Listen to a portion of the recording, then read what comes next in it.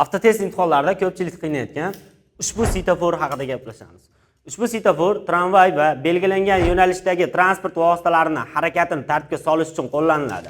Ushbu svetoforning quyidagi holatlari mavjud. Ya'ni birinchi holat, svetoforning oq rangi barcha yo'nalishga harakat ruxsat beryapti. Bunga sabab barcha tarmoqlar yonib turibdi.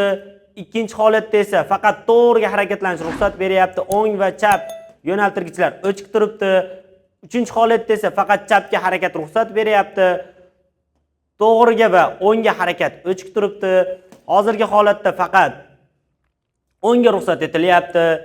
Ushbu holatda esa to'g'riga va chapga harakatlanish ruxsat beradi. Ushbu holatda to'g'riga va o'ngga harakat ruxsat beradi.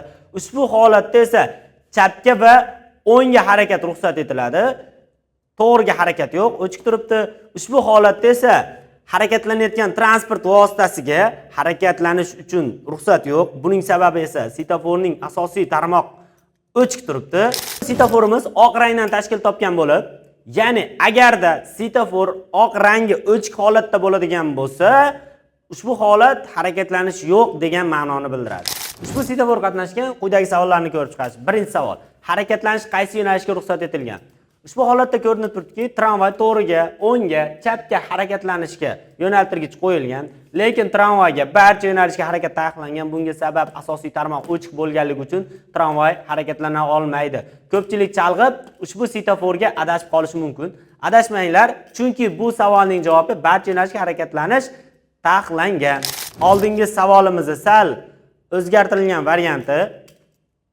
Hop, bu holatda tramvay barcha yo'nalishga harakat taqiqlangan. Buning sababi esa asosiy tarmoq o'chib turibdi. Ya'ni qora rang o'chikligini bildiradi, ya'ni harakat yo'nalishi taqiqlanganini bildiradi. Barcha yo'nalishga harakat taqiqlangan. Ushbu svetofor qaysi yo'nalishda harakatlanish taqiqlanadi? Chapga harakatlanish taqiqlanadi. Ruxsat etilgan to'g'riga va o'ngga. Chap tomonga svetoforimiz o'chik holatda bo'lganligi uchun harakatlanish taqiqlangan. Chorrahadan chapga burilmoqchisiz, sizning harakatingiz. Ushbu savol ko'pchilik chalg'itadi. Tramvay birinchi o'tadi, men ikkinchi o'taman, ya'ni tramvayga yo'l berishim kerak degan variantni ko'pchilik bosib qo'yadi, xato qiladi.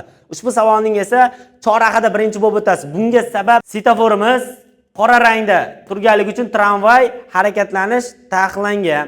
Ya'ni sizning harakatingiz svetofor yashil turganligi uchun birinchi harakatlanasiz. Ya'ni birinchi o'tasiz.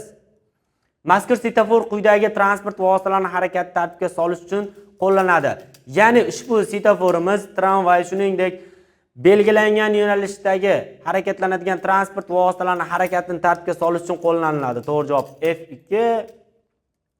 Ushbu svetofor qaysi yo'nalishga harakatlanishga ruxsat beradi? Ushbu holatda to'g'riga va o'ngga harakat ruxsat beradi, chapga harakatlanish taqiqlanadi. To'g'riga o'ngga. Shu kabi foydali ma'lumotlarni o'tkazib yubormaslik uchun YouTube sahifamizga obuna bo'lishni